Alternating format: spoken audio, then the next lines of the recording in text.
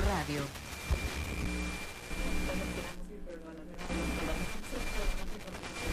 Es que habló Alejandro Wong, que ya nos fuéramos. Saludos. Saludos a Tamna, que nos está escuchando. Saludos, Tamna. Y ya dieron de alta, por cierto, sí, ya dieron de alta a los cuatro sobrevivientes del accidente. Qué historia, la verdad es que cuando uno ve la crónica y ve que escaparon estas 4 personas por una escotilla de 30 centímetros, es verdaderamente... Es impresionante cómo quedó el camino.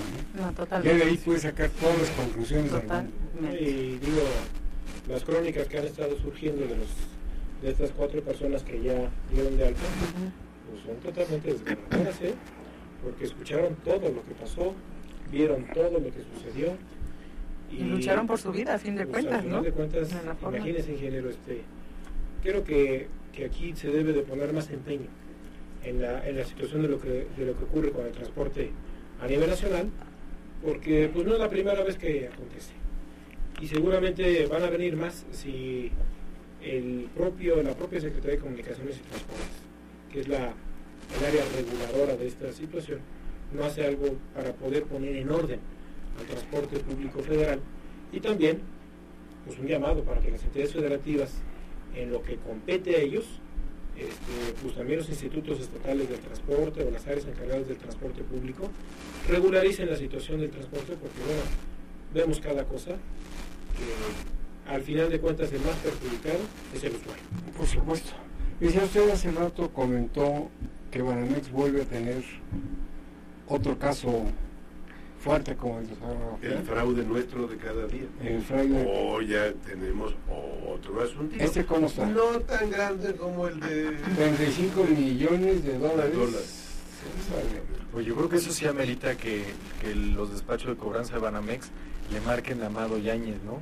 ¡Ya paga! Son unos impertinentes. Majaderos.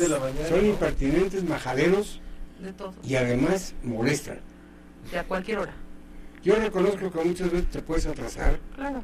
Te ayudan con la movilidad, ya si no pagas, te mandan al abogado y lo que te va a suceder.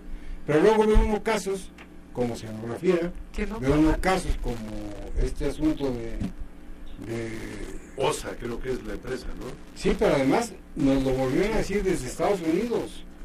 O sea, Citigroup llamó la atención. Un principio, ¿vale? Yo creo que las áreas dentro de la Secretaría de Hacienda y PGR que se dedican a vigilar ese tipo de cosas, pues deberían mejor subcontratar los servicios de Estados Unidos. Allá de todos estos asuntos nos enteramos porque allá los encuentran.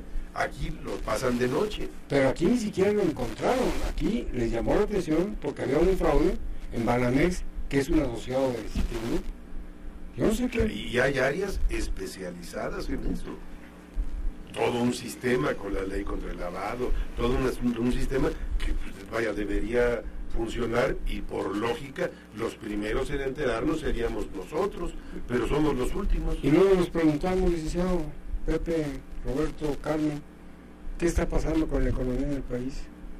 Yo creo que esa es la gran pregunta que hoy todo mundo se está haciendo, Luis, y cuando digo todo mundo creo que también se hacen esta pregunta en el gobierno, porque la percepción sobre la economía, la negativa percepción sobre la economía, le está costando muchos puntos al presidente Peña Nieto, en términos de aprobación, y muchos puntos a su gobierno.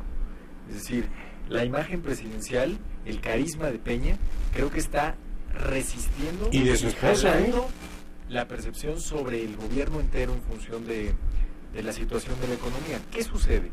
El año pasado crecimos al 1.1%. Cuando eso sucede, además con 30 años de magro crecimiento económico, implica un gravísimo estancamiento.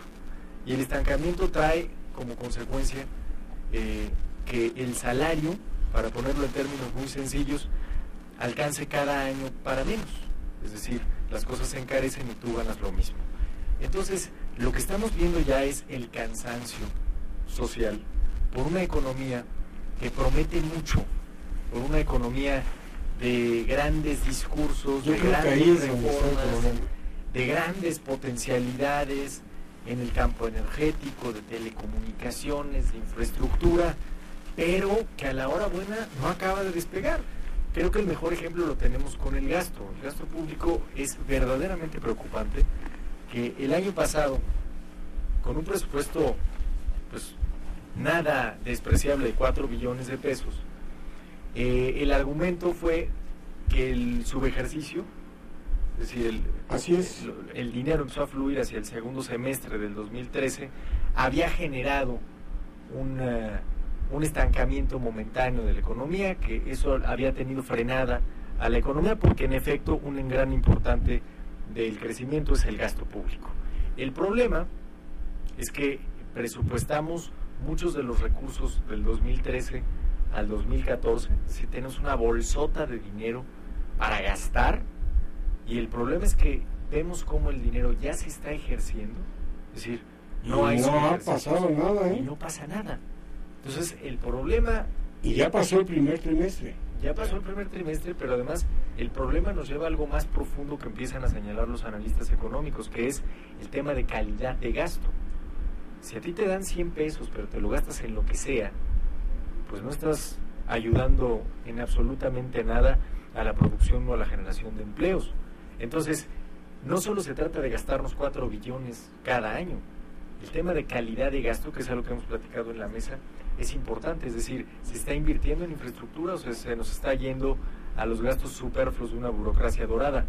Entonces, sí, el dinero puede estar ejercido. Pero ahora sí se habla de que hay grandes bolsas para la construcción, mover la construcción te mueve la mano de obra. En efecto, hay un recurso histórico en el presupuesto de la Secretaría de Comunicaciones y Transportes, que por primera vez llega a 118,000 millones de pesos. Es una barbaridad de dinero.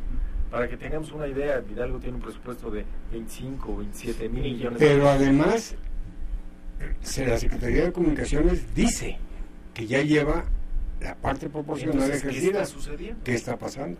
Había un análisis muy interesante en el que el sexenio pasado, algo que ayudó mucho a generar empleos en el sector de la construcción, era la dispersión del gasto. Es decir, que en lugar de tomar pequeños grupos de constructores o grandes constructoras con pocos contratos, lo que se hacía era tomar a muchas constructoras y repartir los contratos. Claro, fue al inverso, Eso funcionó. Ese asunto no será el fondo de... Y creo que por ahí va el problema, es decir, la dispersión del gasto es tan importante como cuánto te gastas. Pero vayas. Vamos a hacer una pausa, son las 8 de la noche con 38 minutos y regresamos con más de esta mesa de diálogo y análisis. Hacemos una pausa y regresamos. Visto bueno.